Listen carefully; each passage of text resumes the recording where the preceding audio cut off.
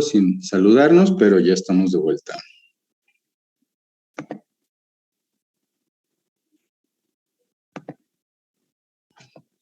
¿Ya se ve mi pantalla? Ok. Bueno, en general, salvo que alguna situación se dé alguna urgencia, siempre les estaré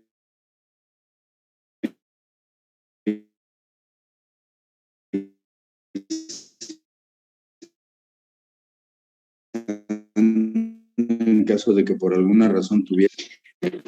Pues voy a reiniciar con el tema un poquito más rápido en la primera parte, pero sí es importante ver lo inicial. ¿Mi audio está bien?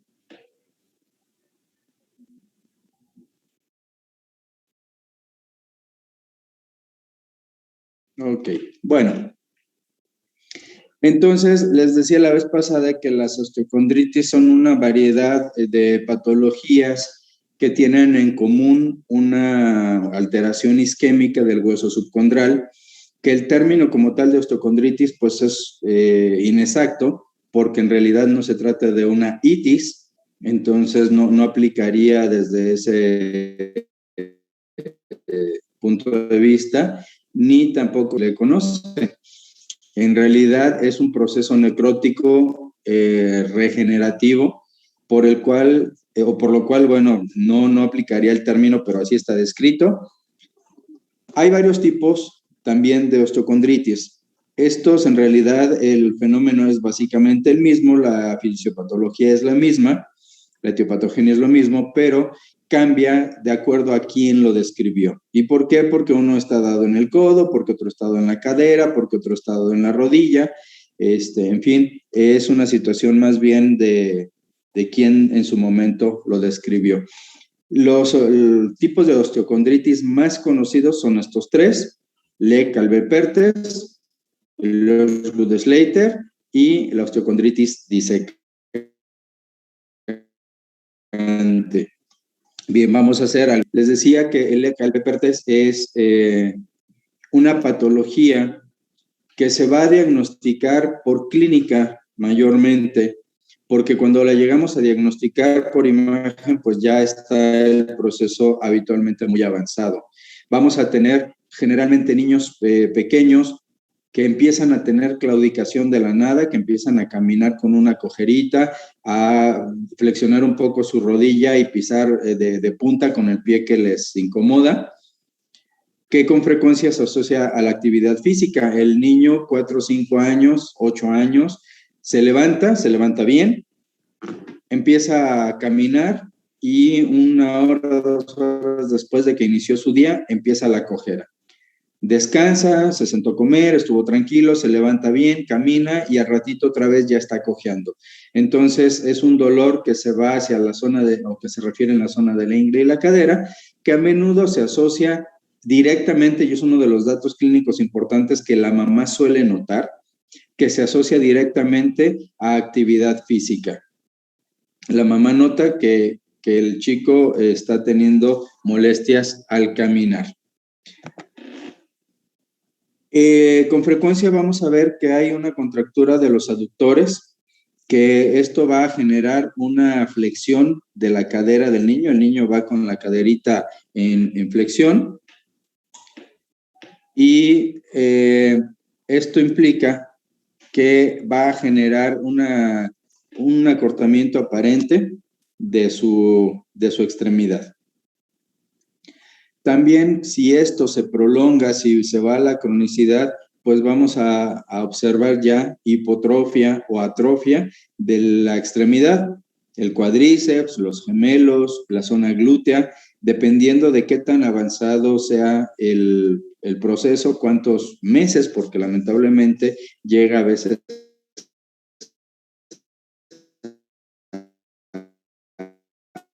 a presentarse durante, es que es afebril.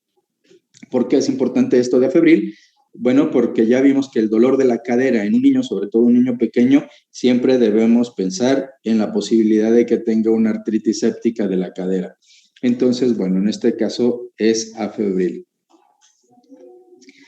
La La causa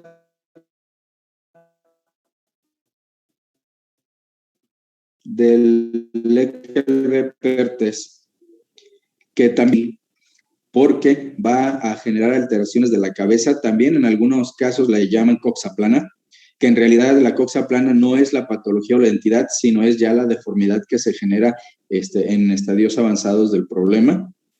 Es de causa desconocida. ¿Cuál es el fenómeno que se da? Bueno, que va a haber una necrosis aséptica de la cabeza femoral. Les decía que en el bebé la irrigación que tiene la cabeza femoral es muy importante. Aquí en este esquema donde vemos un hueso adulto, vamos a ver que va a llegar la irrigación a la parte, a la base del cuello del fémur, a la línea intertrocantérica, y que de ahí tiene varias perforantes retrógradas, varias arterias que regresan. Pero si pensamos en el modelo cartilaginoso de un niño con un esqueleto inmaduro, pues acuérdense que toda la cabecita no se veía. ¿Por qué?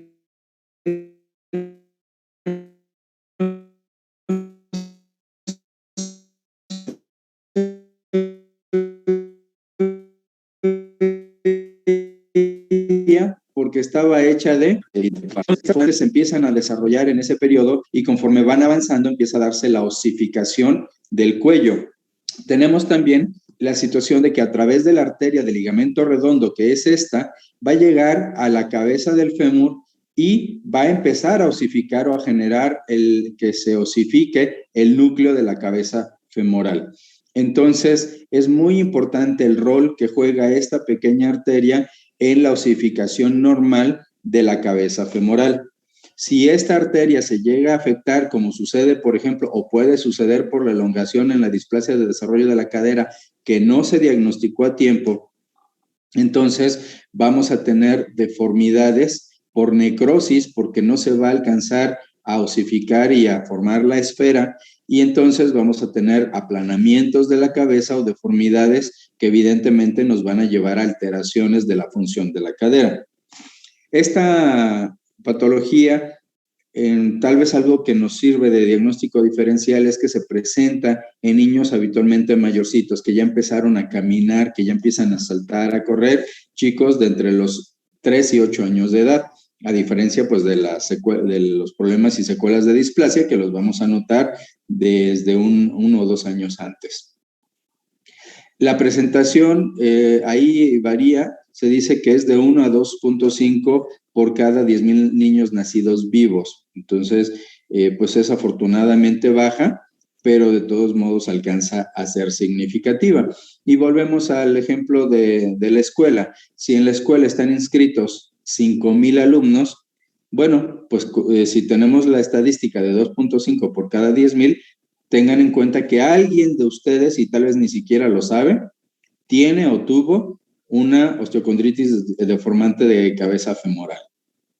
Entonces, ese dolorcito de la cadera cuando corren, ese notar que una pierna se abre menos que la otra, que gira menos que la otra, pues podrían ser secuelas de esto y a lo mejor ni siquiera estamos enterados de que sí sucedió. Entonces, si lo ven desde esa perspectiva, pues la incidencia no es tan baja como pudiera parecer.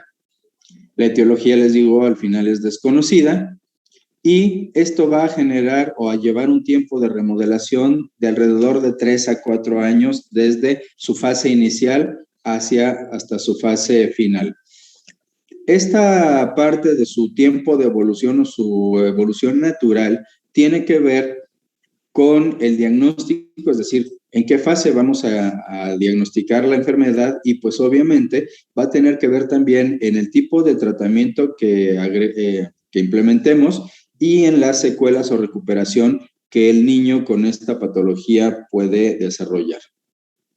¿Me sigo escuchando bien? Sí, doctor. Bien. ¿Alguna pregunta o comentario hasta aquí? Sí, doctor, si podría repetir de favor en lo de la fisiopatología, lo del modelo cartilaginoso, por favor.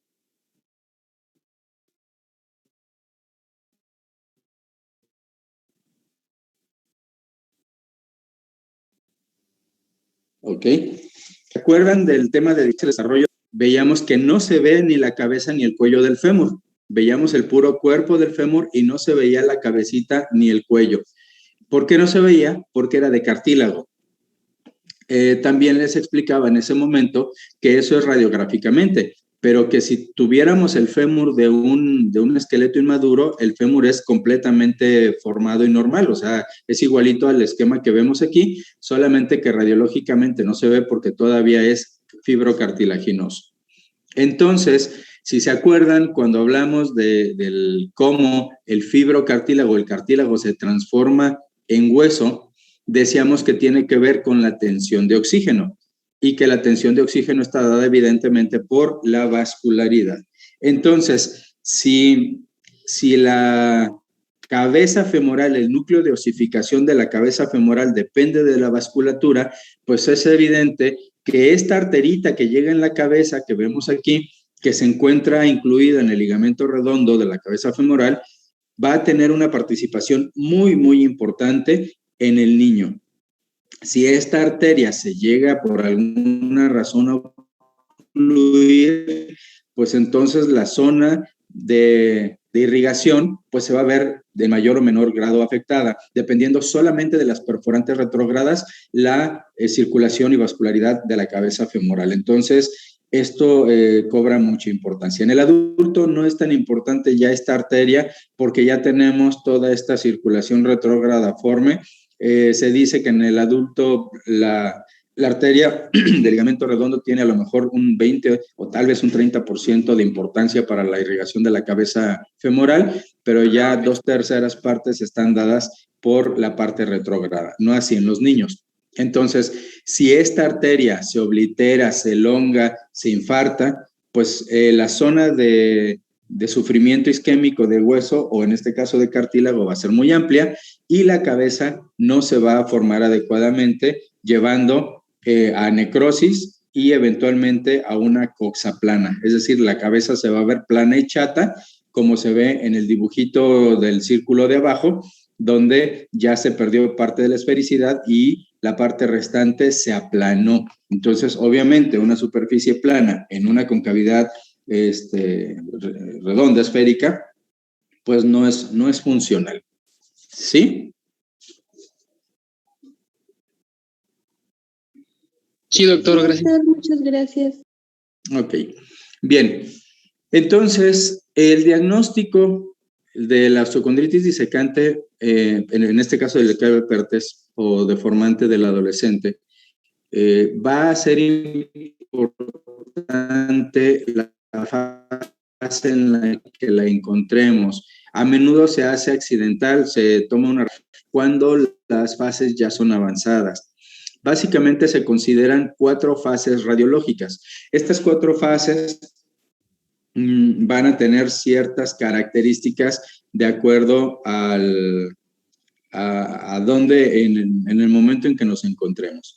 Al principio, la primera fase pues va a ser la de la necrosis. La arteria del ligamento redondo se va a bloquear, no vamos a tener irrigación hacia la cabeza femoral y entonces vamos a tener junto con la necrosis, pues obviamente la necrosis nos va a generar daño tisular y el daño tisular nos va a generar o nos va a iniciar un proceso de inflamación, es decir, se va a activar la cascada de la inflamación y si tenemos inflamación en esa zona, en la zona del ligamento redondo, tenemos una grasita, la grasita pulvinar, y esta grasita se va deteriorando conforme crecemos, pero en este caso esta grasita puede verse edematizada y al edematizarse va a hacer que la cabecita, pues obviamente si se va hinchando la grasa, la cabeza se desplaza y se aleja del acetábulo.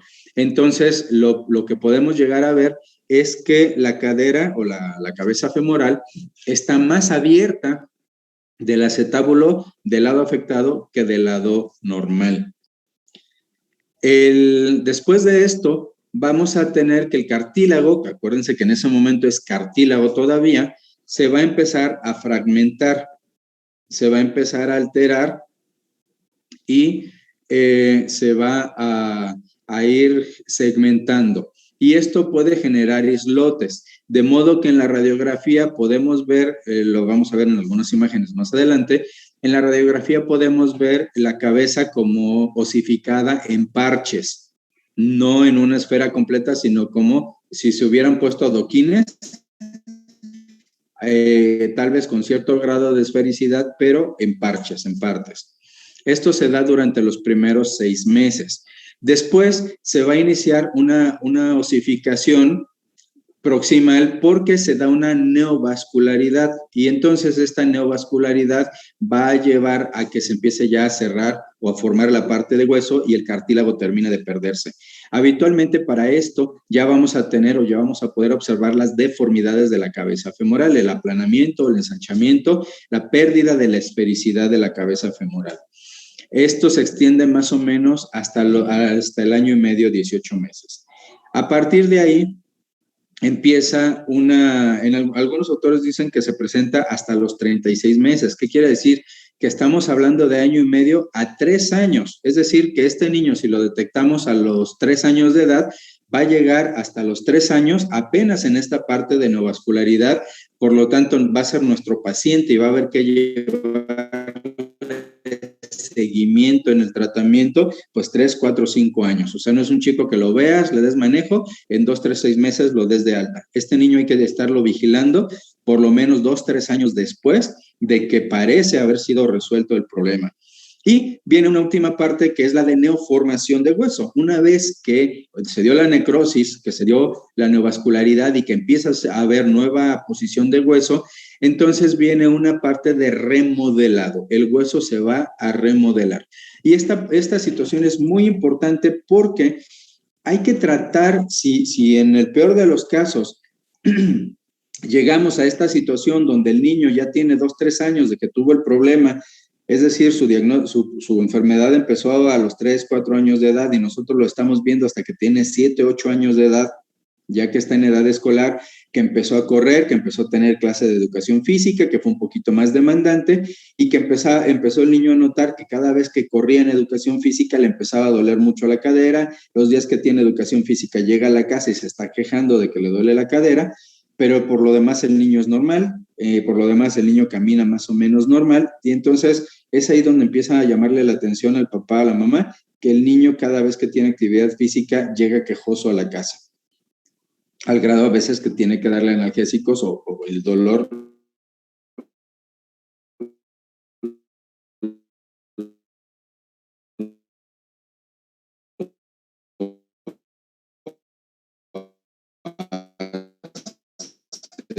hace llorar.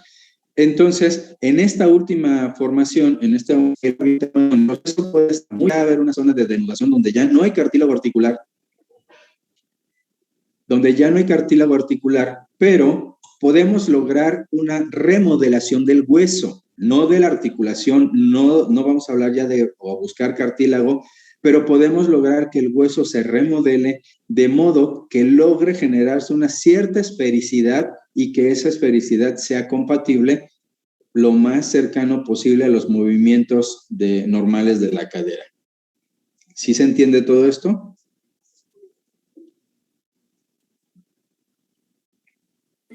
Sí, doctor. Bien, ¿mi audio está bien?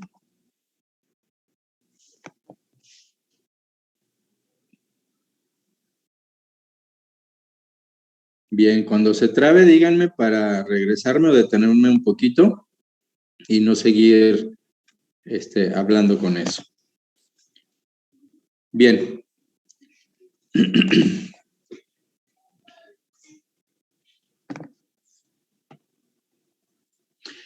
Entonces, el diagnóstico se va a hacer por radiología. Sin embargo, y lamentablemente la radiología nos va a demostrar cambios cuando ya son etapas tardías, cuando ya estamos incluso en una fase de fracción. Vamos a ver aquí que el cartílago o la zona afectada está hecha como en parches, en lugar de tener como acá un solo núcleo de osificación en el lado derecho, en el lado izquierdo vamos a tener que está como si fuera adoquinado, varios pedacitos que se están osificando a diferente velocidad, y esto es precisamente porque está dependiente de la vascularidad que está llegando retrógrada. Y vean aquí el cuello como está estilizado, y en esta zona el cuello se ve ensanchado y la parte plana, o la parte superior, perdón, se está aplanando. Perdón, cuando muevo mi cursor, ¿sí lo ven ustedes? Sí, doctor, sí se ve. Ok, bien. Entonces, aquí vamos a ver esta parte. Aquí estaríamos hablando pues de una etapa 2, de una etapa de fragmentación. La gammagrafía es poco útil. ¿Por qué? Pues porque evidentemente nos va a mostrar que hay un proceso caliente en la zona con zonas frías, pero para poder ver el problema tendríamos que ampliar la imagen para verla a detalle, y una gammagrafía no se puede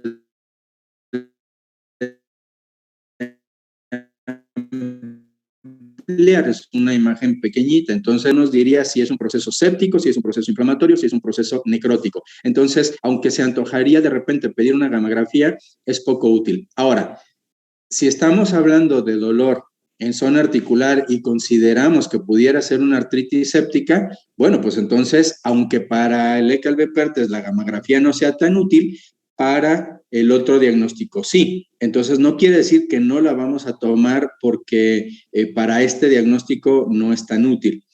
Pero si ya tomamos una radiografía y vemos, como en este caso, la cadera izquierda con estas características, bueno, pues entonces nos hace pensar que puede ser un Lecalbe-Pertes. Estamos hablando de un chico que ya tiene 5, 7, 8 años de edad, y pues no tendría mucho sentido que pidamos gammagrafía.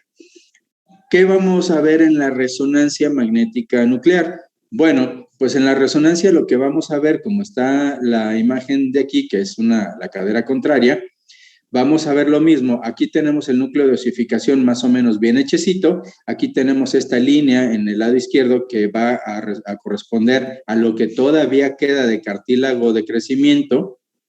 Y vemos que en el otro lado, pues eso ya se perdió, y que la parte de la cabeza femoral, lo del núcleo de osificación, pues está también osificado como en parches. Además de que podemos ver algunas zonas de derrame, como puede ser aquí abajo o acá. Así pues, el diagnóstico por imagen va a ser definitivamente la radiografía simple, la AP de pelvis, y si es necesario, entonces complementamos con una resonancia magnética. ¿Alguna pregunta?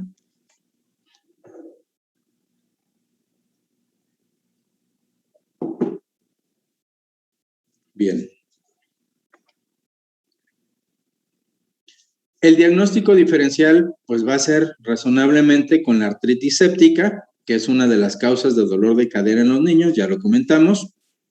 Con fractura, salvo que en el caso de la fractura pues vamos a tener antecedente traumático. Ahora, ojo, y esta parte del antecedente traumático es muy importante. ¿Por qué? Porque a lo mejor el chico tuvo un antecedente traumático, a partir de ese momento le empieza a doler su cadera, se hacen radiografías iniciales y todo se ve más o menos bien, sigue teniendo molestias, a los 2 o 3 meses se hacen otras radiografías porque el médico tiene duda, porque perdió las radiografías, porque el paciente cambió de médico y el nuevo médico quiere radiografías nuevas. Entonces, en esos 3 meses de proceso, ya tal vez ya vemos una fragmentación de la cabeza, o ya empezamos a ver deformidades, y muchas veces podría pensarse que hubo una fractura de la cabeza femoral cuando en realidad se trató de una osteocondritis. O al revés, que se puede tratar de una osteocondritis, un Lecalbe-Pertes, y ser en realidad una fractura que en su momento no se diagnosticó, o que todavía estaba muy cartilaginoso en la zona de la cabeza, y conforme se empezó a vascularizar y trató de cicatrizar, se osificó y la podemos ver mejor 3, 4, 5, 6 meses después. La artritis reumatoide juvenil, y esto más que nada por la edad de inicio. Recuerden que la reumatoide juvenil empieza precisamente entre 8 y 10 años de edad, entonces habría que tenerla en cuenta, aunque a diferencia de la artritis reumatoide, que en este caso el Lecalbe-Pertes va a ser monoarticular, y la artritis reumatoide pues va a ser poliarticular. Tumores óseos. ¿Por qué tumores óseos? Bueno, aquí estamos hablando en el punto inicial de artritis séptica y en este punto de tumor óseo. ¿Por qué? Porque como podemos ver aquí en la imagen, el patrón pareciera un patrón destructivo. ¿Sí? Si comparamos la cadera derecha con la izquierda, nos da esa impresión de que algo no está bien y pareciera que está teniendo una zona o alteraciones líticas aquí. Entonces, la realidad es que si yo veo esta radiografía como tal, no puedo saber de entrada si se trata de un Leckalbe-Perthes, de una artritis séptica de la cadera o de un tumor óseo. ¿Sí? De un condrosarcoma o de un sarcoma de Ewing o alguna cuestión así. De acuerdo con esto, y si ven solo la imagen, si analizan la imagen y ese patrón destructivo que estamos teniendo aquí, ustedes, este niño llega a la consulta y ven esto y evidentemente, pues aunque no se acuerden muy bien, lo único que pueden distinguir es que la cadera izquierda en efecto no se parece a la derecha y que parece estarse destruyendo. Y si nos acordamos entonces que este es un proceso necrótico y por lo tanto destructivo o lítico, y que solamente hay 3 procesos líticos en esta zona, que son las necrosis avasculares, las infecciones y que el bicho se puede estar comiendo la cadera, o los tumores y que el tumor puede estar destruyendo la cadera. De acuerdo con esto, en el diagnóstico diferencial, ¿cómo podríamos tratar de identificar clínicamente o sospechar clínicamente en que se trate de uno u otro? ¿Quién me dice?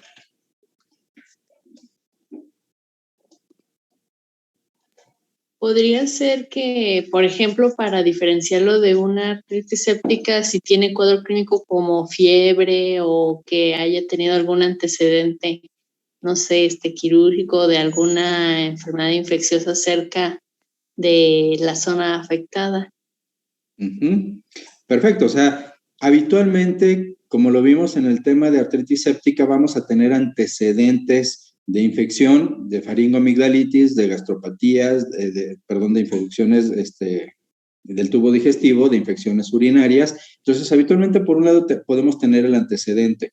Por otro lado, al tratarse de una situación séptica, que en este caso se decía deformidad aséptica cuando iniciamos el tema, y que les dije, hay un detalle, habitualmente es afebril. Se los comenté en la clínica y les dije, este detalle lo vamos a discutir un poquito más adelante. Entonces, habitualmente es afebril, mientras que en el caso de la artritis séptica podemos tener periodos febriles. Entonces, eso, pues sí, evidentemente sería un punto importante para la sospecha. El antecedente que puede tener relacionado a la actividad física, ese es otro de los puntos clínicos muy, muy importantes. ¿Alguien que quiera complementar la respuesta de Karen?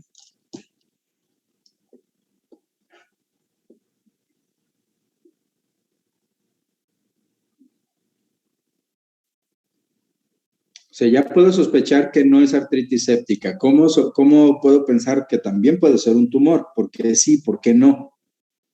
¿O qué otros aspectos harían pensar que no se trata de una artritis séptica, sino de un Leckalbe-Perthes?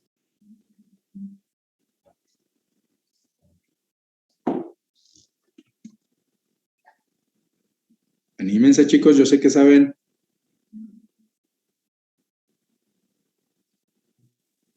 Podría ser también el dolor. Por ejemplo, en el caso del tumor benigno, el dolor que es de tipo sordo y que despierta en las noches al paciente, tal vez. Ok, es parte, sí. ¿Cómo se le llama a esa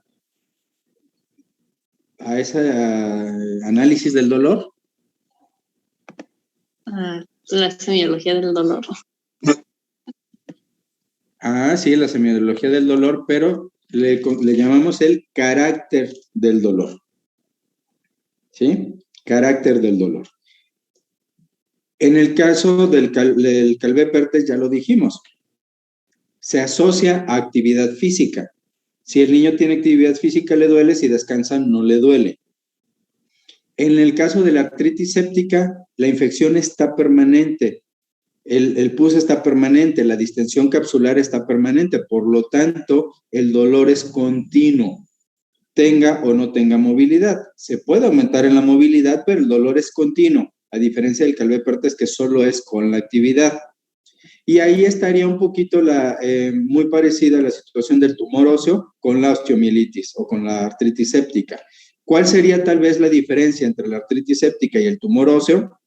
Bueno, los antecedentes, sabemos que los cánceres pueden dar fiebre, pero no es lo habitual, a menos que la destrucción tisular genere o libere pirógenos y estos nos provoquen febrículas, pero tienden a ser más febrículas que fiebres como tal, como sucede en los procesos sépticos. Y además, los tumores óseos habitualmente responden a localización, edad y patrón radiológico. Entonces, no hemos hablado como tal de tumores óseos, pero los tumores óseos tienen ciertas características de edad y localización. Si sabemos bien que en la biología pues no hay palabra y que un tumor puede aparecer donde se le pegue la gana, pero por estadística sí hay ciertas características que nos pudieran hacer pensar que es todo menos un tumor óseo.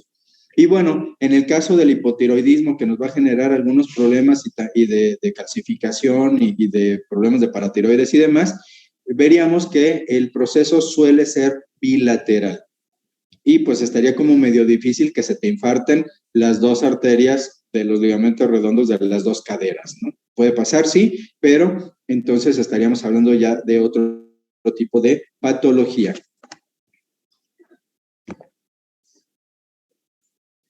Este cuadro, no pretendo evidentemente que lo copien, que lo vean, es más que nada quiero que lo vean y si lo quieren congelar. Bueno, de hecho se los voy a pasar al grupo para que lo tengan por ahí y habla precisamente del diagnóstico diferencial entre una situación y otra. Pero aquí, por ejemplo, no nos habla de los tumores, que los deja fuera, pero nos da una orientación muy buena de cuándo podríamos pensar en una situación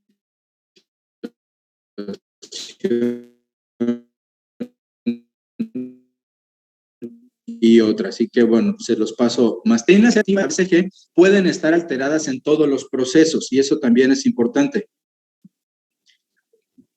Bien, pueden estar alterados en los tres, aunque va a estar más alterado en un proceso séptico que en el proceso de necrosis avascular.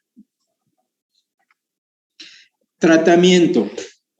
Bueno, evidentemente debe tratarse conservadoramente siempre que sea posible.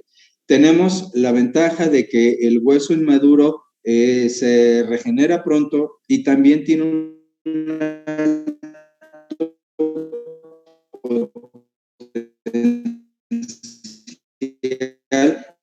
de remodelación. Entonces vamos a apostar a que la edad de que el manejo sea engrandecida la cabeza femoral y le aplico el peso corporal, pues voy a generar más trauma en un hueso que a lo mejor está suave, reblandecido, friable, que si las arterias empiezan a querer perfundir, a abrirse, yo las apachurro, pues los voy a colapsar y esa situación me va a llevar también a que la perfusión de mi cabeza femoral no sea la que yo quisiera. Así que vamos a considerar que es importante el reposo del paciente. ¿Por qué reposo en cama? Porque aún en sedentación la cabeza va a tener apoyo. La única manera de que realmente no tenga apoyo es estando horizontales. Entonces, reposo en cama, de cúbito prono, de cúbito supino, es decir, boca arriba o boca abajo, sin ningún problema, de lado, sobre el lado no afectado, evidentemente, para que la cabeza no tenga presión. El uso de muletas, que el chico se desplace con muletas, porque al no tener carga sobre la pierna, el fémur va a colgar contra gravedad y entonces eso también amplía el espacio. Así que el chico puede desplazarse al baño, al comedor, moverse en casa, pero una vez que descanse tiene que ser otra vez acostado. Ojo, porque dices, bueno, lo voy a estar movilizando sentado. No tiene el mismo reposo sentado que acostado. No es que no lo puedan hacer y no es que él no se pueda sentar, pero idóneamente la mayor parte del tiempo acostado.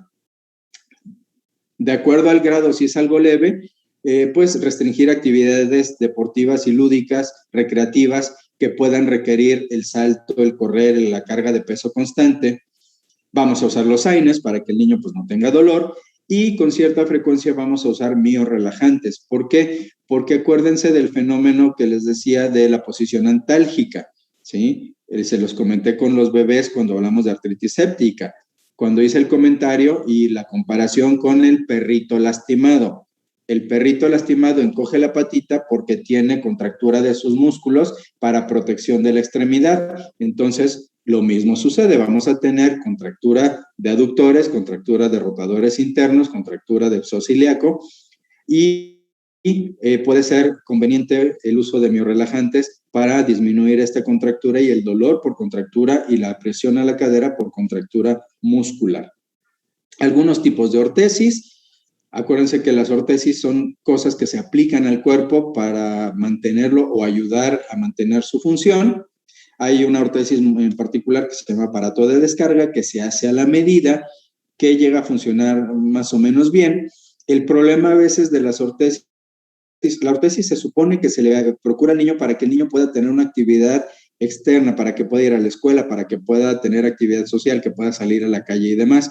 El problema es que a veces no sabemos hasta dónde realmente al niño le sirve tener esta actividad social y hasta dónde le puede generar más bien problemas salir a la calle con una ortesis y que a la luz de otros niños pues le empiecen a poner motes, apodos o simplemente tenga frustración porque en el recreo, en la clase de educación física, él tiene que estar sentadito mientras los otros están corriendo, saltando, gritando, divirtiéndose. Entonces, sí se usan, pero a veces es mejor considerar que el niño esté en casa que tratar de llevarlo a la socialización pronta con una ortesis cuando el proceso va a ser todavía prolongado.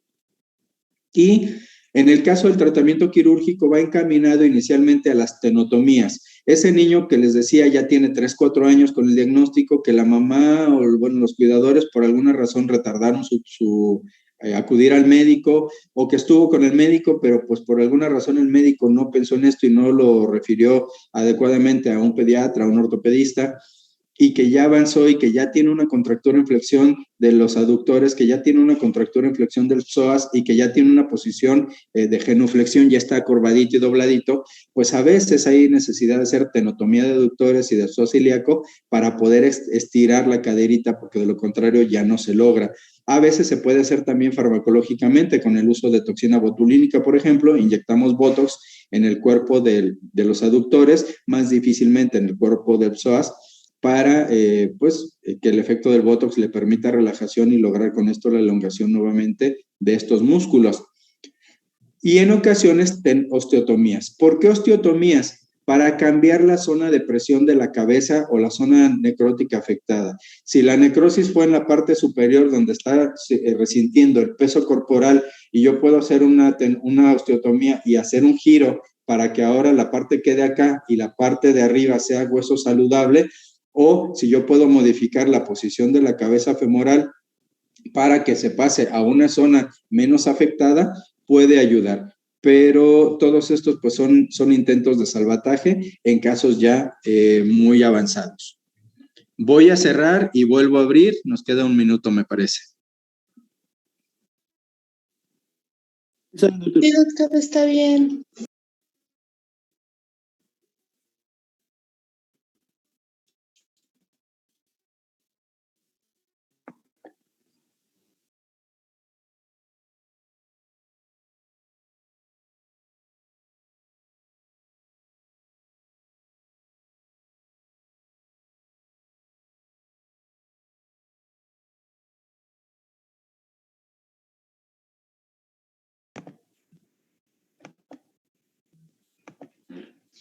Muy bien, nada más espero que me den permiso de compartir.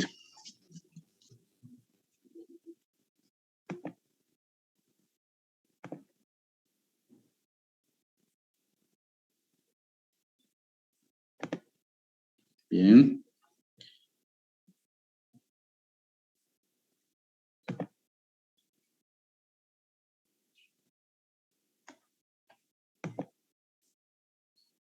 Listo, doctor. Bien.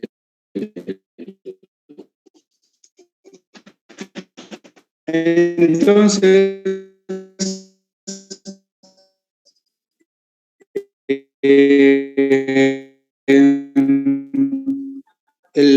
la parte quirúrgica, bueno, pues se va a reservar a procesos avanzados. Habitualmente en la literatura aparece. En este caso, se trata de la abulsión o separación de la tuberosidad anterior de la tibia. Es decir, ese chipotito que tenemos en la tibia, por debajito de la rodilla, que es la inserción del tendón de la rótula. En un principio, cuando se empieza a desarrollar el hueso, esa protuberancia ósea, inserción del tendón rotuliano, es cartilaginosa también. Incluso muchos llegan a confundirlo con fracturas cuando los niños se caen de rodillas y les toman radiografías y ven una zona de espacio óseo ahí, cuando en realidad se trata del núcleo de osificación de la tuberosidad anterior de la tibia. En el caso del Osgood-Schlatter, del verdadero, es una patología que se va generando por un arrancamiento o abulsión o separación de este núcleo de osificación por contracciones violentas y recurrentes del aparato extensor de la rodilla, cuádriceps, rodilla.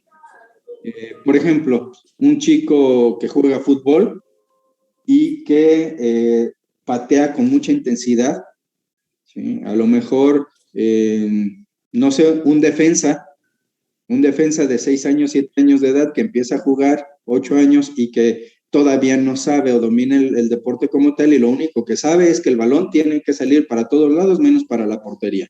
Entonces, balón que le cae, balón que le pone un patadón hacia donde sea. Y eso hace que él esté teniendo una intensidad de su aparato extensor de la rodilla.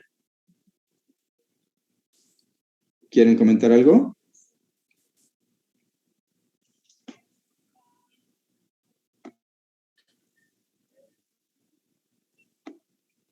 ¿Sí se entiende y me escucho bien? Uh-huh. Bueno, muy bien. Entonces,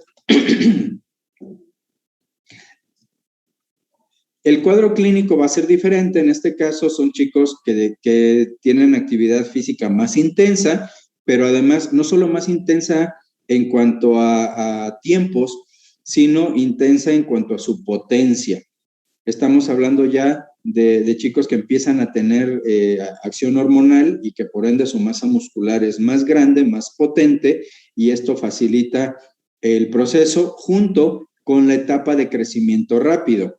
Entonces el niño empieza a tener una etapa de crecimiento rápido.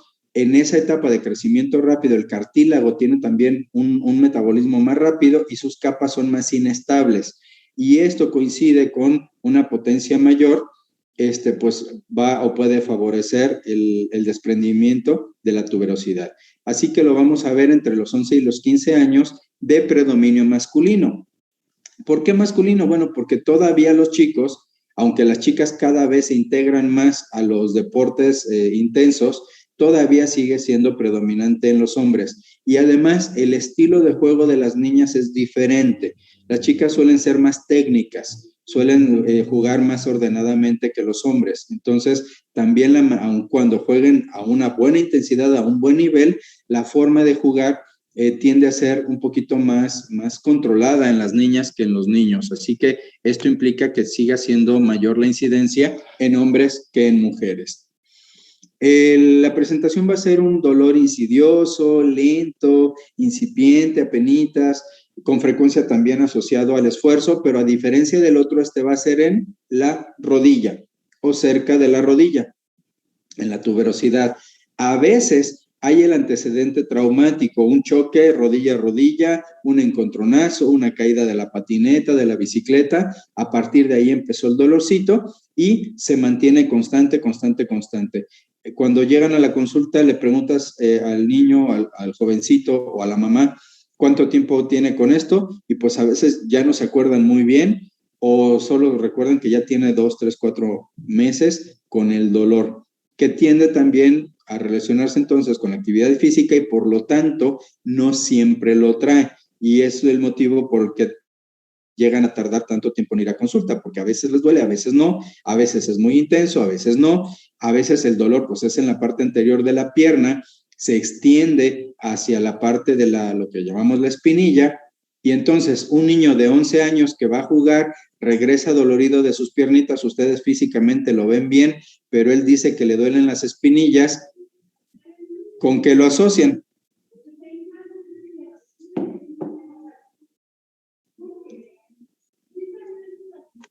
Pues con dolores del crecimiento. Con dolores del crecimiento. Entonces, con mucha frecuencia el pediatra, el médico de primer contacto dice, no te preocupes, está creciendo, son dolores del crecimiento.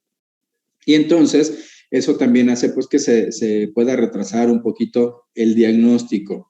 O aún cuando le tomen radiografías, el pediatra sabe que existe el núcleo de osificación de la tuberosidad anterior de la tibia y entonces, aunque no conozca muy bien las fases y las edades, pues lo que ve ahí lo puede considerar normal cuando en realidad estamos ante la presencia de un Osgood-Schlatter. Ahí lo conveniente sería pues referirlo a un ortopedista para poder valorar esta parte. Pero bueno, aumentar, ¿con qué? A diferencia del otro, y por cierto, esta parte es importante, en el caso del ECA-LB-PERTES va a aumentar con la actividad física, pero específicamente la bipedestación como tal, la bipedestación prolongada, incluso aunque no camine, aunque no corra, pero que esté mucho tiempo parado o mucho tiempo caminando, ya va a ser suficiente para que tenga dolor. En el caso del Osgood-Schlatter, va a tener mayor molestia, ¿cuándo? Pues cuando se active el aparato extensor de la rodilla, cuando el cuádriceps funcione más. Es decir, si el niño se para, si el niño corre, si el niño salta, si el niño sube escaleras, más que cuando las baja, cuando las sube, porque cargar el peso escalón a escalón no es lo mismo que descargarlo conforme bajamos las escaleras. Entonces el niño nota que subiendo las escaleras le duele más, que anda bien, que camina en la escuela, que anda en el recreo, que le empieza a doler durante el recreo y que cuando ya tiene que regresar a su aula al término del recreo y le toca una planta alta, prácticamente sube cojeando las escaleras porque ya le duele. Entonces, esos son datos muy importantes para pensar en una osteocondritis tipo Osgood-Schlatter. Y llega al salón, empiezan las clases, se sienta, descansa un par de horas sentado, a la 1, 2 de la tarde sale y ya no trae mucho dolor. Entonces, esto también es muy característico del dolor que se presenta en la patología de Osgood-Schlatter. El diagnóstico, aparte de la clínica, pues vamos a tomar o a pedir radiografías. Pedimos radiografías simples en AP y lateral. Obviamente, acuérdense siempre que las radiografías se tienen que pedir en AP y lateral. No se queden con una proyección, pidan las dos proyecciones. Aquí no puse la AP porque evidentemente la lesión se va a ver superpuesta con la tibia. Si mi dedo es la tuberosidad y está aquí, en la AP no lo van a ver porque queda superpuesto con la tibia. Necesitamos la lateral para verlo. Entonces, por eso es que aquí dejé nada más las laterales. ¿Qué vamos a ver? En la imagen de la izquierda, la de arriba, que tiene el marco negro, vamos a ver entonces que hay una separación, se ve el chipotito y el chipotito tiene una separación entre la parte de osificación y la tibia, ¿sí? Y en el otro caso está casi normal, pero se ve como si una cascarita se hubiera levantado del hueso, ¿sí? Como si hubiera aquí una pequeña fisura. En realidad, este es un pequeño desprendimiento del núcleo de osificación de la tuberosidad anterior de la tibia. ¿Sí lo ven? Sí, doctor.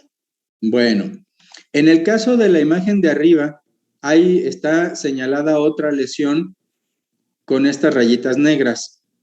Obsérvenla. ¿Ya la vieron? Sí. Sí, ok.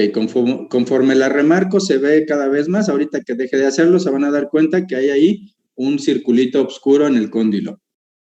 Bueno, es importante que la vean porque también nos va a servir reconocer esa imagen ahorita un poquito más adelante. Entonces, si el problema en este caso es que el chico está jalando demasiado fuerte a una zona que todavía está un tanto débil, ¿qué tenemos que hacer?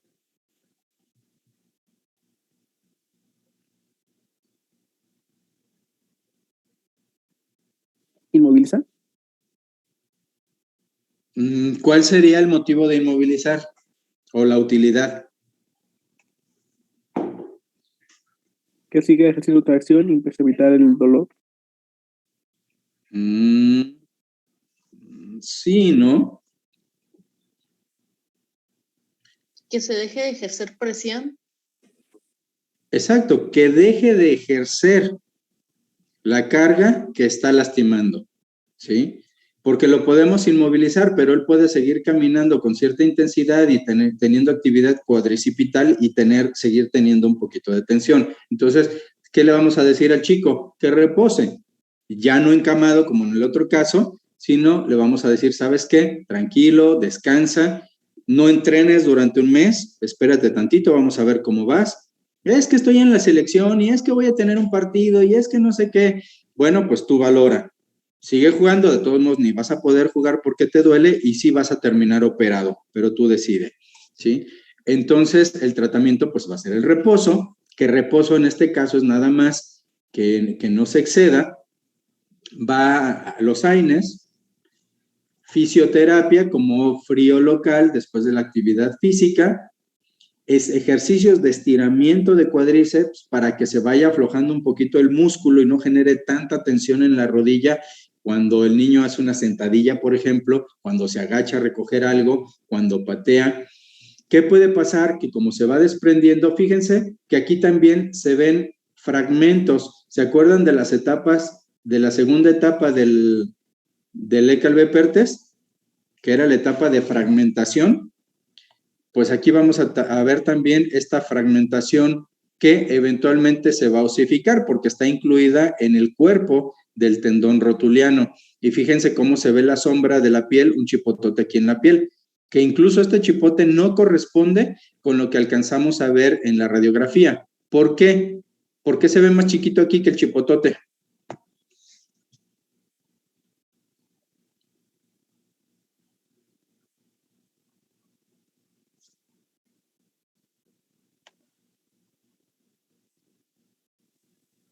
Pues podría ser porque está inflamado o porque se dio un golpe. ¿Alguien más? También pensé en la inflamación nada más. ¿Alguien más?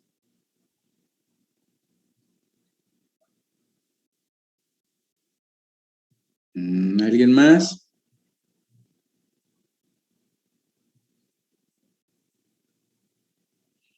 ¿Por qué inflamación si esto es muy crónico? Digo, puede haber algo de inflamación, pero no es tal cual. Otra cosa mucho más simple.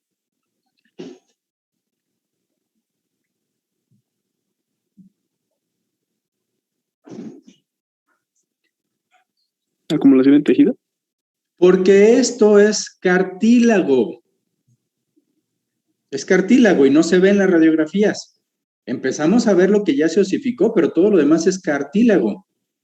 Entonces tiene un chipotote de cartílago que se está desprendiendo de la zona original. Por eso, estos bultos tan grandes. Ahora que ya lo saben, obsérvense las rodillas ustedes y a sus conocidos, hermanos, amigos, primos, cuando vayan de paseo y andan de short o en traje de baño y esas cosas, observen la rodilla.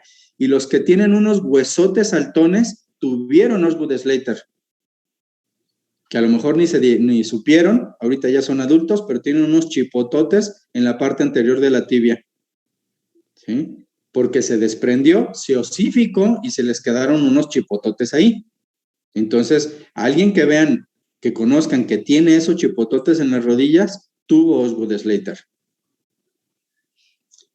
Así que bueno, como pueden ver, esa gente llega adulta y parece que nunca le dio problema. Por lo tanto, afortunadamente, a diferencia del otro, en este caso el pronóstico pues es más o menos benigno, más o menos bueno.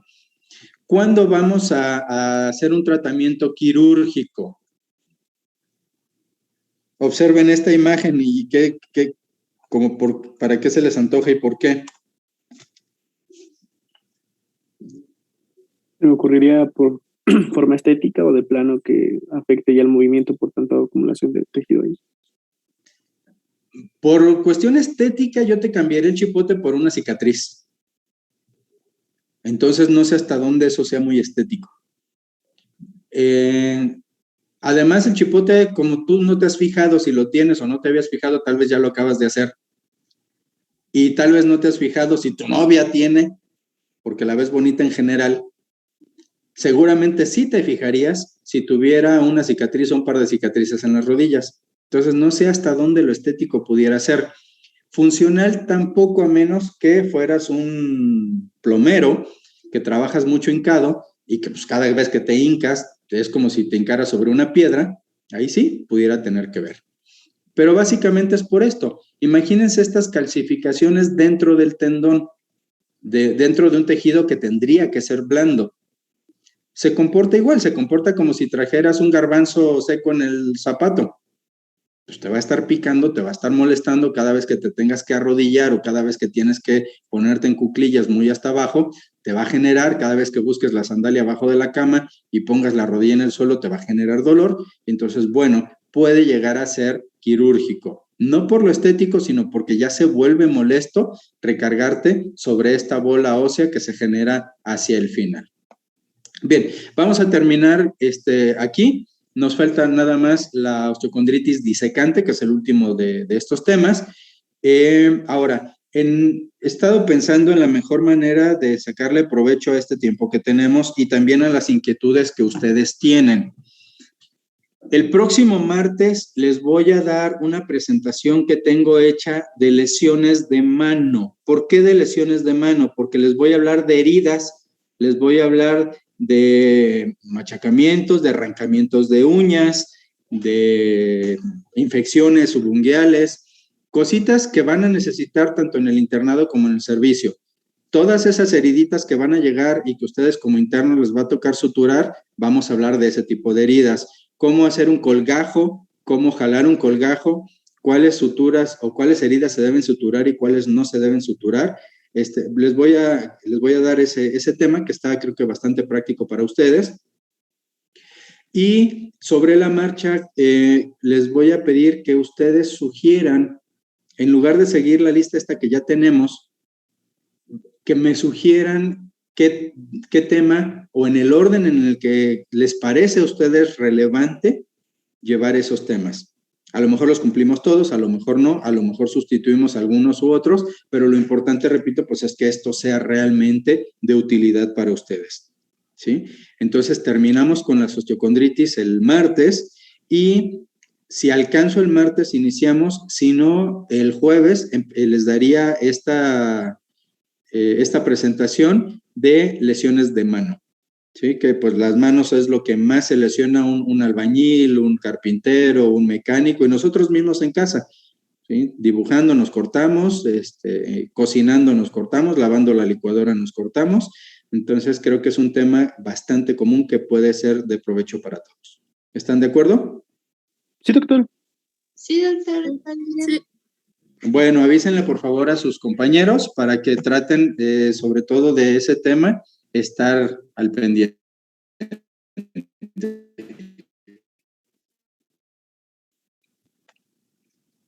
Muy bien, pues tengan bonito fin de semana. Nos vemos el martes, si todo está bien. Gracias, doctor. Igualmente, doctor. Bonito fin de semana y muchas gracias. Doctor, buena tarde, cuídese. Cuídense, buenas tardes.